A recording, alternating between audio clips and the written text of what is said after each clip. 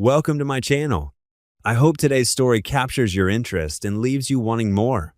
Your continued support truly means a lot to me. Now, let's get started with the story. Easter was supposed to feel warm. That's what Linda said when she booked the private room. It'll be good for everyone. Fresh air, neutral ground. As if geography could fix gravity. As if distance from the city could soften the way people look at you when they've already decided who you are. We drove 40 minutes outside Seattle to that restaurant tucked between pine trees and curated charm. Exposed brick, linen napkins, white lilies arranged in tall glass cylinders like fragile promises. I paid for the room in advance. Of course I did. I always did. There's a particular humiliation in funding the stage where you'll later be erased. You don't see it coming. You just sign the check. Megan arrived glowing. She had that glow I used to associate with children on Christmas morning. But she wasn't a child. She was 30, polished, controlled, confident in the way corporate success teaches you to be confident. Chin slightly lifted, voice calibrated, smile measured. Director of Brand Strategy. That's what her new title said. I remember when her resume said nothing. I remember Boston. I remember the first tuition invoice. The number so large it sat on my chest like a stone. She cried in the kitchen that night, convinced she'd have to give up her spot because scholarships covered only part of it. Linda paced. David was between opportunities.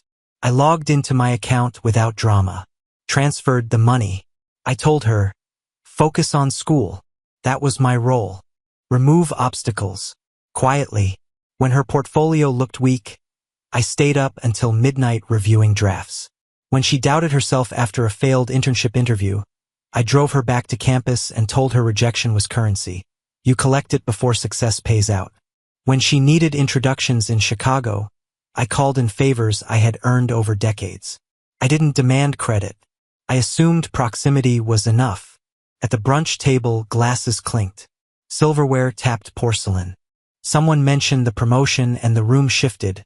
Attention sharpened like it always does around achievement. David stood first. He always stands first. Tailored suit. Loud laugh. The kind of presence that fills oxygen whether it's deserved or not. He raised his mimosa and began speaking as if he'd been rehearsing for weeks. I always knew she had it in her, he declared. That drive, that instinct, it's in the blood. People laughed approvingly. Someone murmured, proud dad moment. Proud dad. I stared at the condensation sliding down my water glass. David had not attended parent-teacher conferences. He had not co-signed student loans. He had not wired emergency rent when her roommate left mid-semester. He had not spent Sundays dissecting campaign analytics because she didn't understand why her metrics lagged. He appeared at holidays with expensive watches and theatrical toasts. I appeared in the background of everything else. Megan stood up. My heart lifted. It lifted because I thought, foolishly, this is where nuance happens. This is where adulthood corrects childhood myth. She smiled. That same confident, curated smile she uses in boardrooms. I just want to say thank you to everyone for being here, she began. This promotion means more than a title. It means every late night was worth it. Applause. Phones lifted. And I owe it to the man who made me who I am. She turned toward David. The room responded before she even finished the thought. Anticipatory laughter. Warmth. Recognition of a narrative everyone understands. Father and daughter. Legacy confirmed. Then she added lightly, almost playfully, you had nothing to do with this success. Her eyes flicked toward me, barely a second. It was my father who made me who I am. The guests laughed. Not maliciously. Just comfortably. The kind of laughter people offer when they believe they're witnessing harmless family teasing. I smiled. My body knows how to perform stability. But inside something gave way. Not explosively. Not dramatically. Cracked the way ice cracks beneath weight. Quietly, decisively, irreversibly. Because she didn't hesitate. She didn't soften it. There was no thank you to everyone who supported me. No acknowledgement of infrastructure. No recognition of the man who signed checks without applause. Just blood.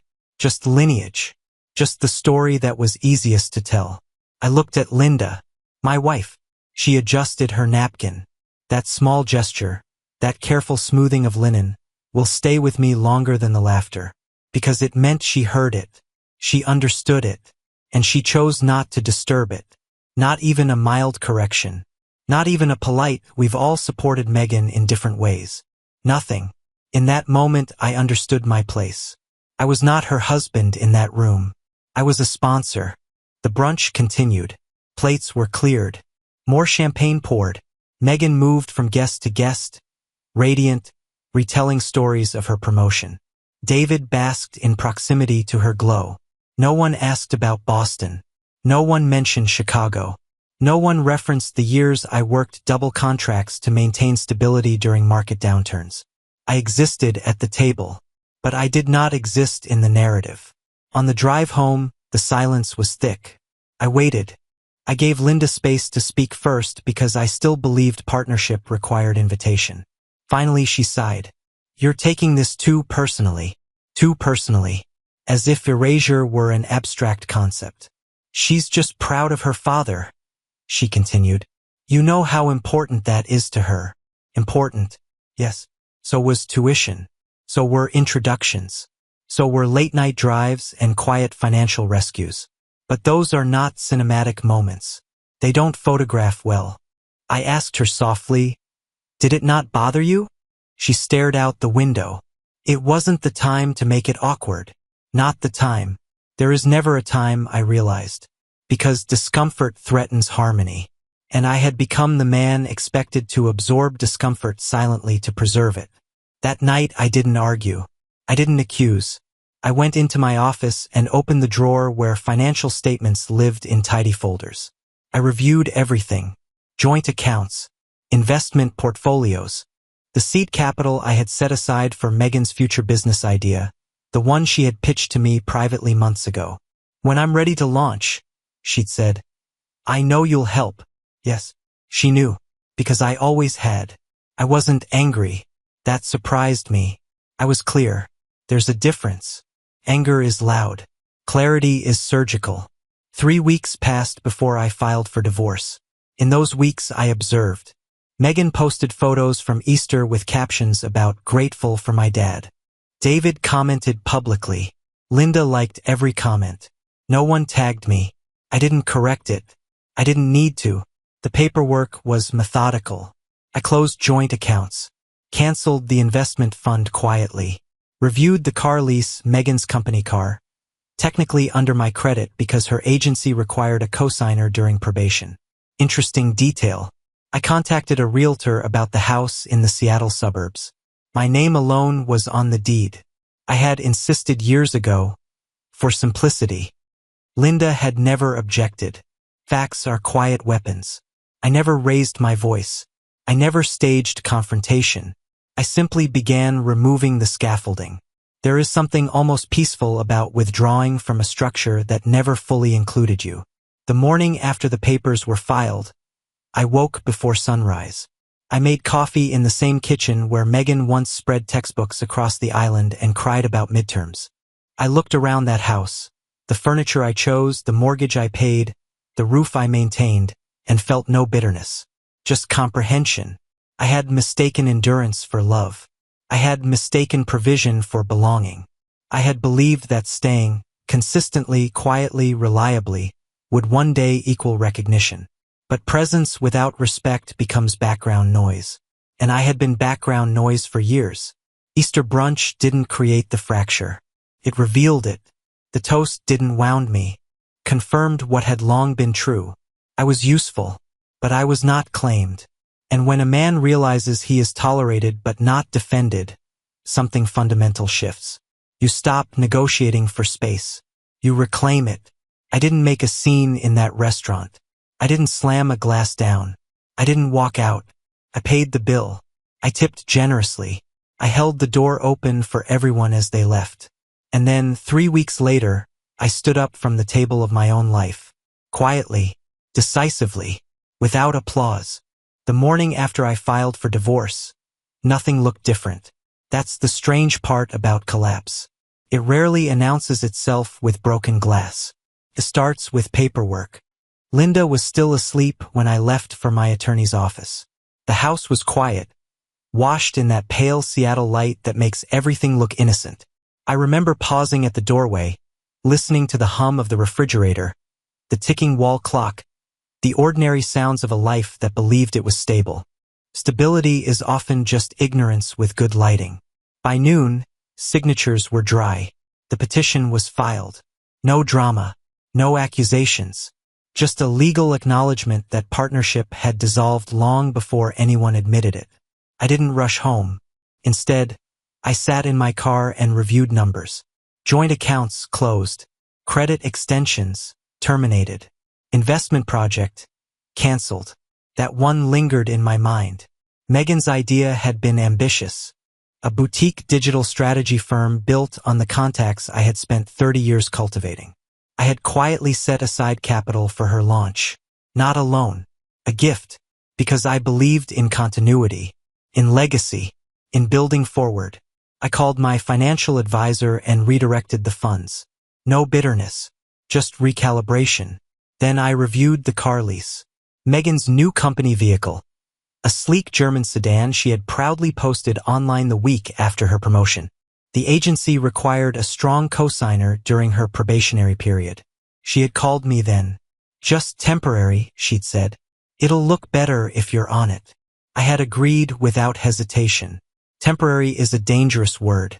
It often means indefinite until inconvenient. I contacted the leasing company, requested removal. They explained the implications calmly. If she could not independently qualify, the lease would need restructuring. Possibly repossession. I thanked them for their professionalism. I didn't threaten. I didn't warn. I simply withdrew. The house went on the market that afternoon. It had always been in my name. A detail Linda once described as practical. I listed it with a realtor who didn't ask personal questions. Within hours, photography was scheduled. The living room, where Megan once rehearsed presentations in front of me, would soon appear online as bright, open-concept family space. Family space. I almost laughed. That evening, Linda found the email confirmation. She stood in the kitchen holding her phone like it had burned her. "What is this?" she asked. Her voice wasn't angry yet, just confused. "The house is listed," I said evenly. "We'll need to coordinate showings." She stared at me as if I'd spoken another language. "Why would you?" "I filed this morning." The silence that followed was thick. She didn't scream. Not at first. She set the phone down slowly, like sudden movement might shatter something fragile. "You're serious?" "Yes." "Over brunch?" she asked, disbelief turning sharp. "Over years," I replied. She paced the kitchen. "You're blowing up everything because Megan made a joke." "It wasn't a joke. It was a toast," she insisted. "People say things." "Yes," I said quietly. "They do." She stopped pacing. "You're punishing her." "No," I answered. "I'm correcting myself." That was the first time she looked afraid. Megan called the next morning. Her tone was brisk at first. "Mom said the house is for sale. What's going on?" I could hear office noise behind her. Keyboards, distant voices. The life she believed she had secured. "I'm restructuring," I said. "What does that even mean?" "It means I'm no longer financing what I'm not part of." She exhaled sharply. "If this is about Easter." "It isn't about Easter," I interrupted. "It's about accuracy." Silence. Then irritation. "You're being dramatic." "No," I said. "I'm being precise." That afternoon, the leasing company contacted her. I know because she called again, this time without composure. "They said you're withdrawing as cosigner. They said I might not qualify on my own." "That's correct. You can't do that." "I can." Her breathing changed. The confident director vanished. "This is my job. My image matters. You know that." "I know I signed a contract. And I know I'm allowed to exit it." "This will look bad. Only if you can't sustain it independently." There it was. the quiet truth neither of us had voiced before. For years, she had leaned on invisible infrastructure. I thought you supported me, she said finally. I did, I answered. Extensively. That word landed heavier than anger. Extensively, because it implied record, documentation, proof. 3 days later, an offer came in on the house. Above asking. Seattle real estate moves quickly when priced correctly. Linda sat across from me at the dining table reviewing the documents with trembling hands. Where are we supposed to go? You'll have time to arrange housing, I said. The market's strong. You'll be fine. She looked at me with something between betrayal and dawning recognition. You've already detached. No, I replied. I've acknowledged. Megan showed up that evening. No warning.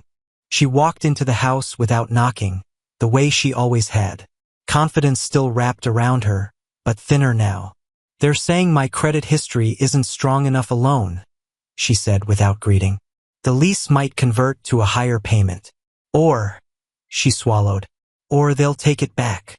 I watched her carefully. This was the first time she looked at me not as background, but as leverage. David said he'd help, she added quickly.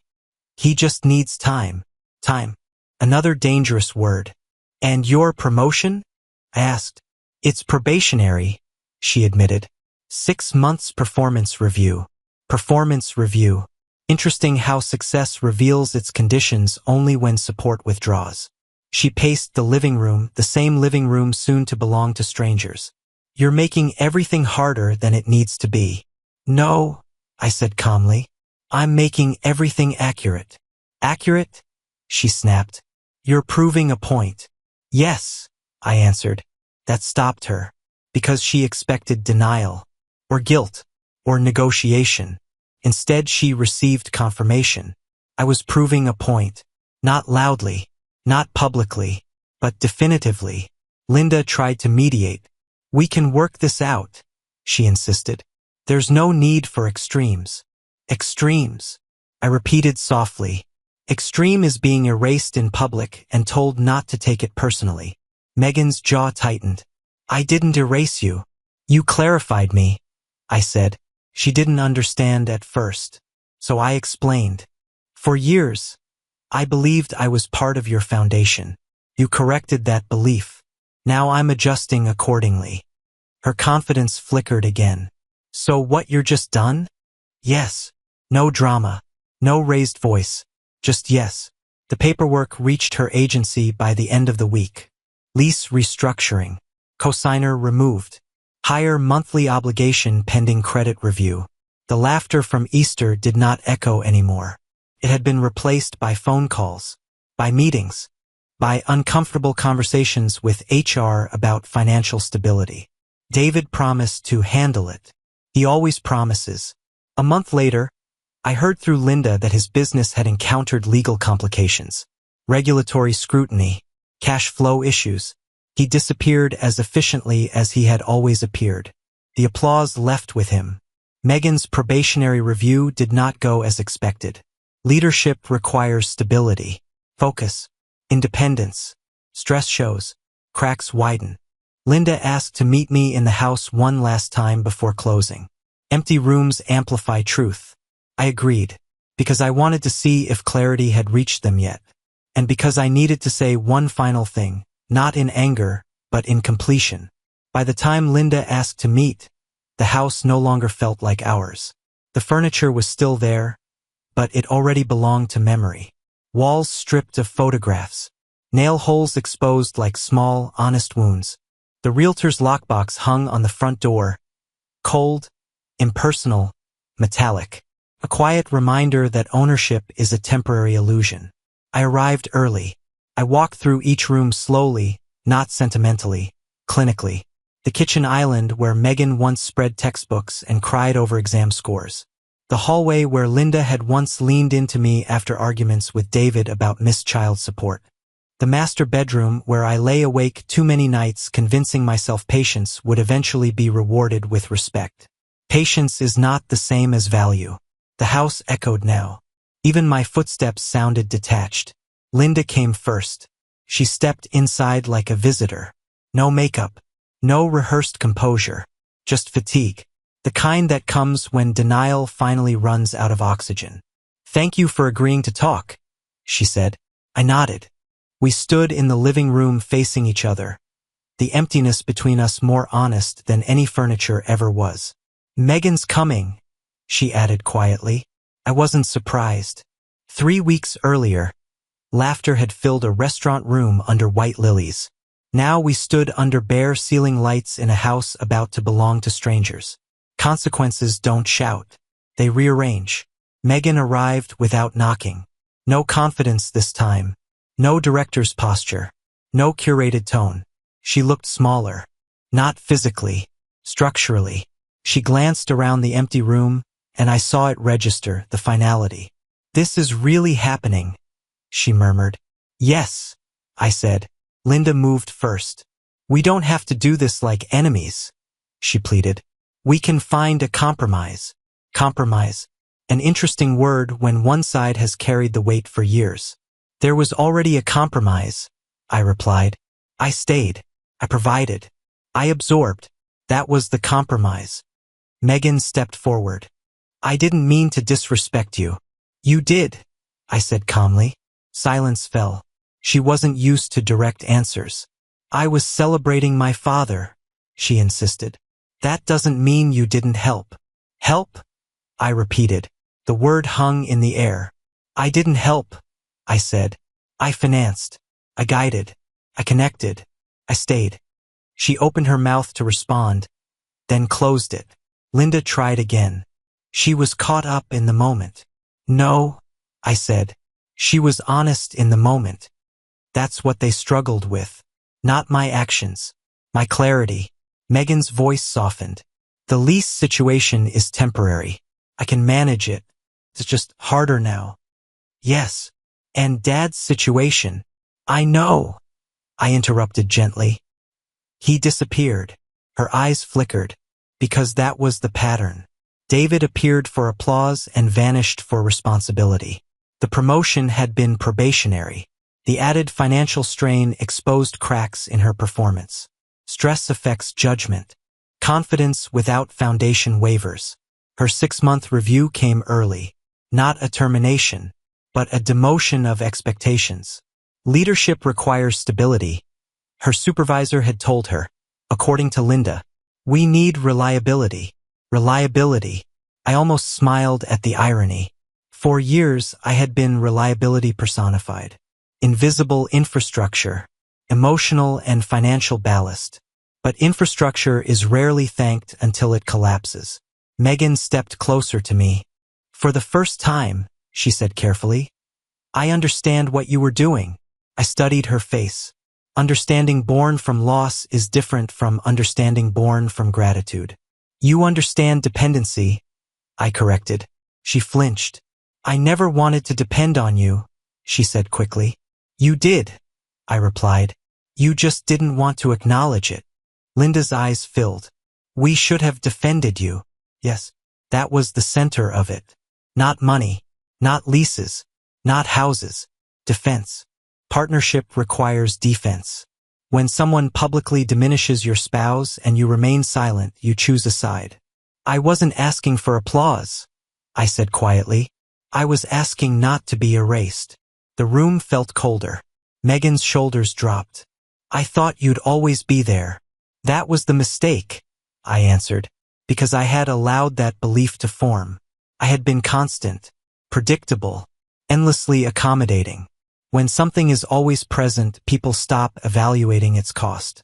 Linda walked to the window, looking out at the empty driveway. "So this is it?" "Yes." "You won't reconsider?" she asked. "No." No anger. No tremor. Just no. Megan swallowed. "If I had said thank you at that brunch, it wouldn't have changed the truth," I said. "Because gratitude offered under comfort is easy.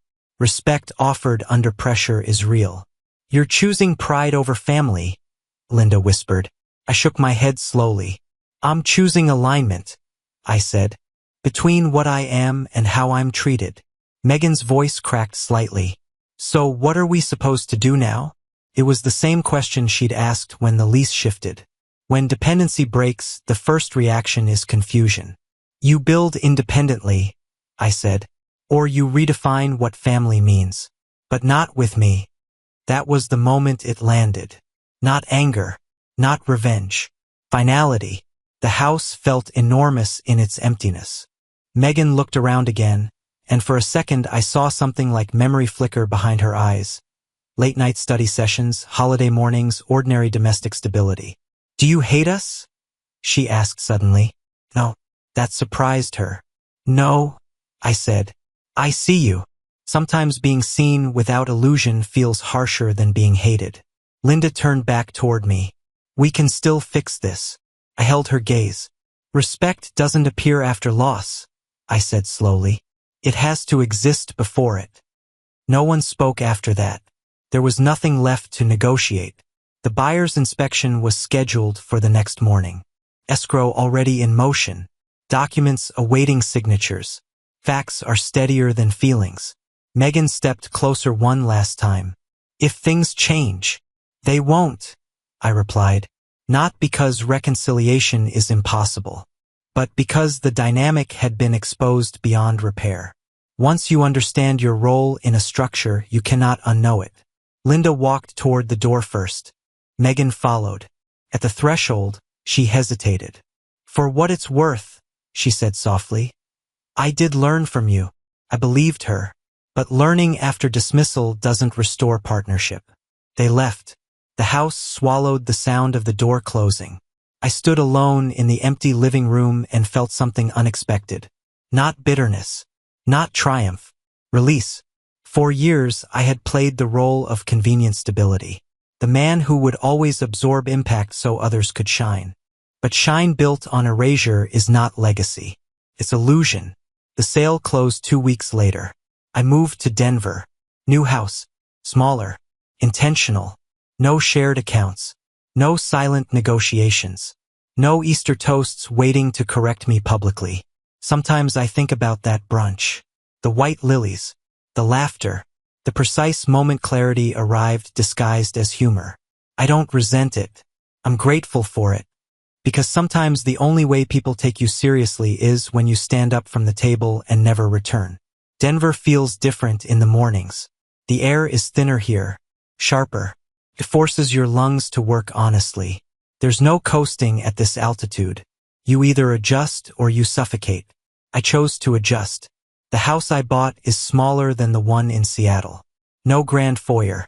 No open-concept performance spaces designed for family photographs. Just clean lines. Large windows. A study that belongs only to me. When I signed the closing documents, the pen felt heavier than it should have. Ownership without negotiation. Silence without tension. It was unfamiliar at first. For weeks after the move, I woke up expecting noise. The soft friction of someone else's expectations pressing against my day. Instead, there was only stillness. No one adjusting napkins. No one waiting for me to fund stability while denying my place in it. Just me. I began new projects immediately. Consulting contracts. Advisory roles. Work that relied on my experience, not my emotional endurance. It's strange how differently people treat you when the relationship is transactional and acknowledged. Clients don't erase you publicly and then expect you to keep showing up. If they value you, they pay you. If they don't, they leave. Clean. Predictable. Respect is built into the structure. I found that refreshing. Linda called twice in the first month. The first call was tentative. "How are you settling in?" "Fine," I said. She hesitated. Then, "Megan's adjusting." Adjusting. That word again. "Is she stable?" I asked. "She's working harder," Linda admitted. She had to downgrade the car. Of course she did. Lease restructuring had not been kind. Without my credit, the numbers shifted. Monthly payments rose. Performance pressure intensified. Applause doesn't cover overhead. "And David?" I asked. A pause. "He's dealing with his own issues." Translation. Unavailable. Patterns repeat until someone refuses to participate. The second call was different. more direct. Do you ever think about coming back? She asked. No, I said. Silence stretched across state lines. You've changed, she whispered. No, I replied. I stopped pretending. That ended the conversation. Megan reached out once. An email. Short, measured, professional in tone, as if we were colleagues instead of family. She wrote about a campaign she had successfully salvaged after weeks of pressure. She mentioned how she applied structural discipline I had once explained to her during a late-night strategy session years ago. At the bottom, she added, I see it differently now. I read the line 3 times. Differently is not the same as rightly. I didn't respond immediately. I waited, not to punish, to evaluate. When I did reply, it was brief. I'm glad you're building independently. Nothing more. Because that was the boundary now. Independence. In Denver, I host small dinners occasionally. Not to perform unity. Not to curate image. Just conversations among adults who understand reciprocity. No one introduces me as background. No one edits my role to preserve comfort. The first Easter here passed quietly. I hiked alone that morning. Snow still clung to shaded edges of the trail. The city stretched below in quiet geometry. I thought about that brunch. The white lilies. The laughter. The exact moment my name dissolved into silence. I expected resentment to surface. Didn't. What surfaced instead was clarity. I had mistaken endurance for virtue. I believed that if I absorbed enough, gave enough, stayed long enough, belonging would eventually crystallize around me. But belonging cannot be purchased with sacrifice alone. It requires mutual recognition. Without it, you become infrastructure, essential, invisible, replaceable. I refused to remain infrastructure. Some evenings, I sit on my back patio and watch the light shift across the mountains. There's no applause here, no declarations, no public affirmations, and I don't miss them, because applause fades. Respect either exists or it doesn't. Megan sent another message recently, shorter this time. I understand what you meant about respect needing to exist before loss. That line lingered. Understanding after consequence is honest. But it does not reverse time. Linda has stopped asking me to return. I suspect she finally understands that silence carries cost. That neutrality in moments of disrespect is not neutrality at all. It is alignment. People think walking away is dramatic. It isn't. Staying where you are diminished is dramatic. It requires constant performance, constant swallowing, constant negotiation of your own worth. Leaving is quiet. I didn't slam doors. I didn't shout in restaurants. I paid the bill. I signed the papers. I redirected the funds. I stood up from the table. And I did not return. Sometimes I ask myself whether I could have endured it longer. Whether one more compromise might have restored balance. But every time I revisit that brunch in my mind, I see the same image. Linda adjusting her napkin. Megan smiling as she drew a clean line around lineage. Guests laughing because they believed it was harmless. No one saw the fracture, except me. And once you see the fracture, you cannot unsee it. Denver has taught me something simple. Peace does not require applause. It requires alignment between what you give and what you receive. For years, I gave stability and received convenience. Now, I give only where I am acknowledged. There are no stepchildren here comparing me to ghosts. No wife interpreting erasure as pride. No public corrections disguised as jokes. Just altitude, clear air, and the understanding that sometimes the most decisive act of self-respect is quiet departure. Tell me, if you built a foundation others stood on, and they laughed while denying you built it, would you keep holding it up, or would you finally let them feel the weight of standing alone?